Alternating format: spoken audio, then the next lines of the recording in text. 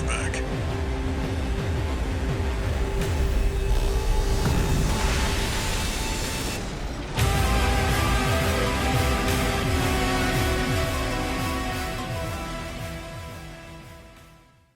Armored Core is a series of highly customizable mecha games developed by FromSoft, known for Dark Souls and Elden Ring. Armored Core 6 is the first Armored Core game in about a decade. Now, I've never played any of the other Armored Core games, but I have played Dark Souls and Elden Ring. They're different, especially the older AC games, but the new one does have some similarities. Some being the ability to have a hard lock and more emphasis on bosses with big telegraphed attacks. So it does kind of have a Souls feel, but it still does feel pretty different. You start off the game being sent to Rubicon to make yourself a name, scavenging other ACs to find a call sign, and you end up finding ravens. So you take on the role of an independent mercenary taking on corporate jobs for money under the care of your handler, Walter. Armored Core 6 uses the same engine as Elden Ring and Sekiro, so all the color, effects, and lighting looks really good and vibrant. Honestly, I just love how much color there is when fighting in contrast to the rest of the game. Usually when you're just exploring environments, they aren't that colorful, but then a battle starts and the colors just go crazy, with crackling purples and beaming blues. The design is just perfect, I love it. I never really got into the mecha genre of style, mainly just because I've never really looked into it, but damn, I love these mech designs. The fact that you can use all the different parts to make your own mech just makes the designs of your own AC insane. I love it. Weapons feel and sound great too. They have a really nice punch to them and sound like what you'd think that weapon to sound like. My favorite has to be the stun needle launcher, just for the sound, and it's also one of my favorite weapons in the game. The music in the game is also just awesome. I love it. It really helps set the tone of many story moments and, really get you into those epic battles. Some of it definitely reminds me of Risk of Rain 2's soundtrack. There are so many unique level designs too. Every mission location really has its own feeling and vibe. I really like one of the earlier missions of a factory that's gone silent. It's really ominous and you feel like you're just, being stalked the whole time. The voice acting is also just fantastic. There are so many fun character voices, like the leader of the Red Guns or V2 Snail. They're all super recognizable and have a lot of character behind them. Good five. Can't tear yourself away from chatting with a tag-along? Why don't you start a sewing club together and stitch that damn mouth of yours shut? Now there's a couple parts to the gameplay. You have the mech customization. In the garage you can change parts, you can paint, you can do decals, change your weapons, and a few more things. There's so many ways to change your mech in meaningful ways, especially the legs.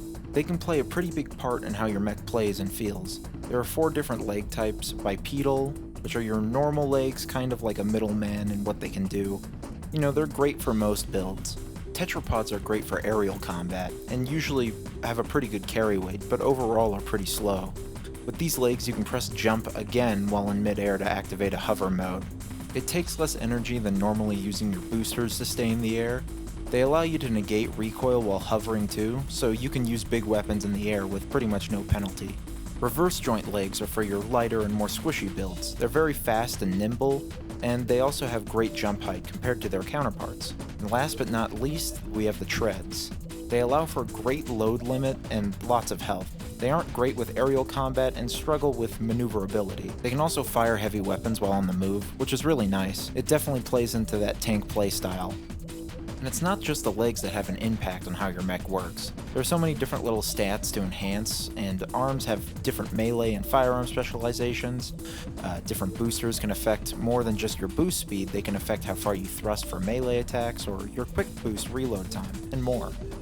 When making your mech, be sure to toggle details if you really want to specialize and get into the nitty-gritty. There are so many weapons to choose from too: plasma rifles, laser cannons, rocket launchers, little drones, and so much more. Overall, weapons just feel great as well. They can be so punchy and impactful. You can also charge up some weapons. You either get a more powerful shot or a completely different attack. There's also OS tuning, allowing you to do some basic upgrades to damage and defenses, but can also give you new abilities, like being able to kick after a boost and being able to go into missions overburdened, allowing you to detach weapons when you don't need them anymore. OS tuning also allows you to get core expansions, which are different abilities you can equip on your mech, like assault armor or pulse protection. When you're browsing through the menus, you can also look at little videos for different weapons and core expansions. They can demonstrate like how many attacks they have, or their charged up attack, or just their damage. The decal editor is also just insane. I haven't messed around with it personally, but you can get so detailed, it really is crazy. Combat in this game is also fantastic. It's so fast and it really keeps you on your toes. I feel like it has more depth than something like Elden Ring, mainly because of its in-depth customization and movement. When fighting, it's not like a 2D plane, you have to go above and below them as well. When you're fighting ACs, it really feels like a different fight, like compared to your normal enemies. There's such a big variety when it comes to weapons and playstyles that it really just makes the AC fights feel super unique. Instead of HP in this game, you have AP, which stands for armor points. It functions as HP, so it's just the same thing. On the other hand, you have the impact bar. Impact is pretty much like posture from Sekiro or Elden Ring. When you attack enemies, their impact bar will fill up. It's the bar above their health. Different weapons have a different amount of impact that they can apply, and once that bar fills up, they'll become staggered. It functions differently to Sekiro or Elden Ring because you don't go in for a critical strike, you just deal more damage to them. So in that time, you definitely want to make use of your higher damaging weapons to get the most out of them. Melee and explosives are a great way of dealing impact damage and just dealing damage in general. You can also take impact damage too, so make sure to watch that bar and be vigilant, because you can be taken out pretty quick once staggered. You also get 3 repair kits that are pretty much just Estus flasks. Throughout the mission, before bosses or hard areas, there will be little resupply points too. They refill your ammo, repair kits, and AP. I'm a big fan of the mission design in this game. In the early game, it's mainly just pretty small, linear levels, but later on they open up, mainly with a bunch of hidden collectibles like parts and such. You also get to make your choice on missions that you choose, so that can determine future missions you'll get and can impact your ending. Boss design is definitely very FromSoft. With big telegraphed attacks and crazy movesets, I pretty much don't have any problem with any of the bosses. I loved all of them, though one did take me like 3 hours to beat. Also in New Game Plus, you'll get new items and missions, so you definitely really want to play through the game multiple times to like experience everything. You can also go into Arena to fight ACs for OST chips, which are the things you use to level up in OS tuning. The Arena fights are really fun and don't last very long, so definitely do them, especially since they just make you stronger. You can replay missions at any time to get a perfect score to get combat logs. Combat logs increase your hunter level, which can get you new parts for your mech. You'll see a little log next to an enemy's health, and that's how you know they have one. There are levels to combat logs, so you have bronze, silver, gold, and platinum. The different combat logs will give you more points towards leveling up your hunter level. The game also has a PvP mode, which is great for testing builds and just going up against other players. It's really fun. There's so many different playstyles and builds that you can go up against, it really keeps PvP fresh for countless hours. If you don't want spoilers, skip to here. You start off the game by being sent to Rubicon, doing some odd jobs here and there. The main goal of your handler and the corpse is to find Coral. Coral is an energy source made up of what I believe to be the souls of the first people to settle on Rubicon. They ended up dying in something called the Fires of Rubicon. Walter sends you on a mission that didn't come from the corpse but came from him.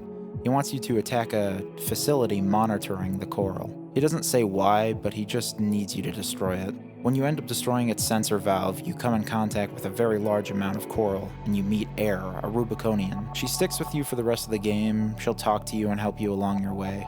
After that, you end up finding a massive amount of Coral in the ice fields.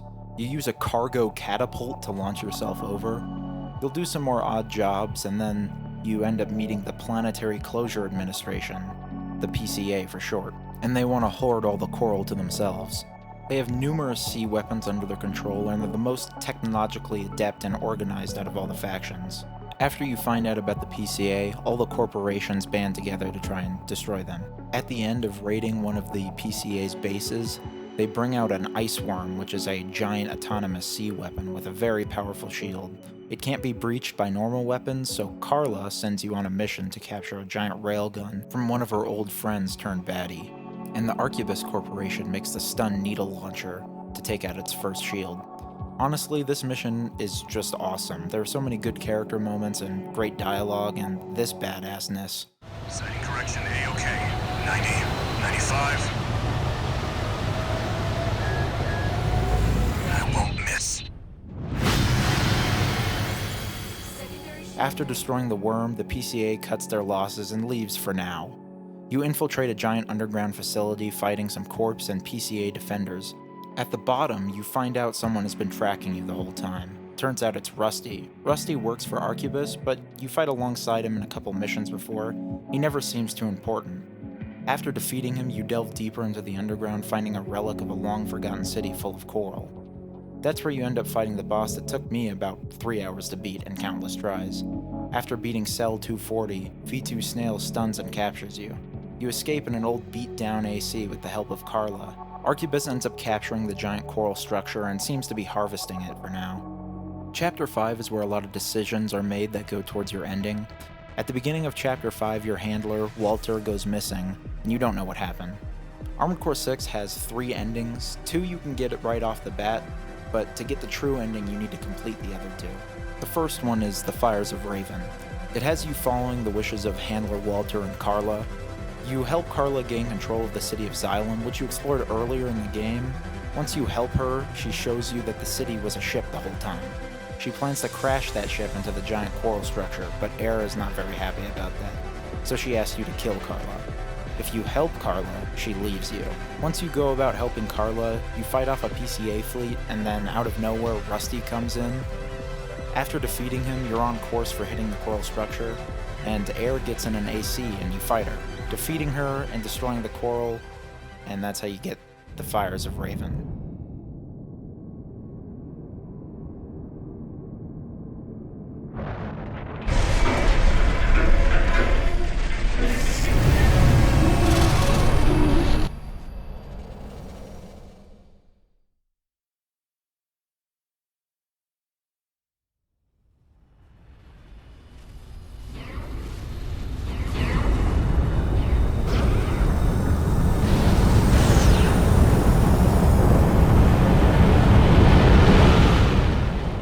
To get the Liberator of Rubicon, you go for the option of killing Carla. After killing her, Air sends out a call to a bunch of people to join and fight with you to save Rubicon. You have an awesome fight destroying the systems on the ship with the help of your old pal Rusty. Rusty stays behind as you're about to fight V2 Snail. After defeating him, Rusty is destroyed by something you don't know who or what it is. Sounds like it's over. I just about managed.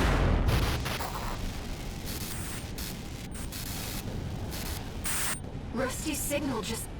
But you continue on. As the ship is crashing back into Rubicon, your handler Walter tries to stop you with the power of the coral. After defeating him, the coral is safe and sound on Rubicon. I assume you die in that ending just because you're crashing back into the atmosphere and everything's burning up.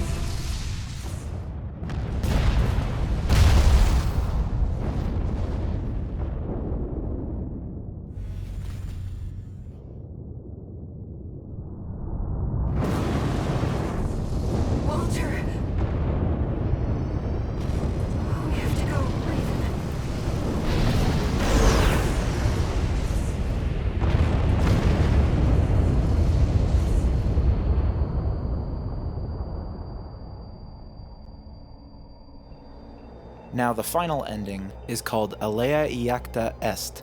This ending is probably the most different because there's a lot more missions that go towards getting this ending. You get missions from Allmind pretty early on in the game. Allmind is a mercenary liaison organization which has been with you the whole game, mainly just for the arena and the part shop. But you get a different version of a mission in the first chapter, and usually this mission would have you finding out why this facility went dark and is no longer producing MTs for the rebellion. But instead you're defending it. You get it from an independent mercenary, and after a couple more Allmind missions, one of them has you defending Carla's people from some rivals, and the rivals have the help of G4 Iguazu. You and Iguazu are ambushed by some stealth enemies that have encrypted voice channel, so you can't really understand what they're saying. After defeating them and defeating Iguazu, Air decrypts those ambushers' logs and finds out about something called the Release Program. Allmind thinks you would be perfect for it, and as you keep going, You'll get some new arena fights that offer you coral weapons and are fights that you've done before, like Handler Walter and Air. Once you get to the end of Chapter 4, instead of fighting Cell 240, you fight V2 Snail and G4 Iguazu of the Red Guns. After that, Allmind wants to put you in their protection by going quote-unquote MIA. They put you in stasis on Xylem so you can take control while the ship is going off into space. While going through that mission, you hear Walter and Carla talking, and Walter thinks that you're still alive and didn't actually die. They both get killed by Allmind, and the final mission has you going up against G4 Iguazu, who has partnered up with Allmind to betray you. Well, well. I've been waiting for this freelancer. Allmind betrays you because they said you've fulfilled your role, and once you defeat him, the coral release starts and spreads across the universe. Humanity. Creation's potential. We have the trigger. And we'll pull it ourselves.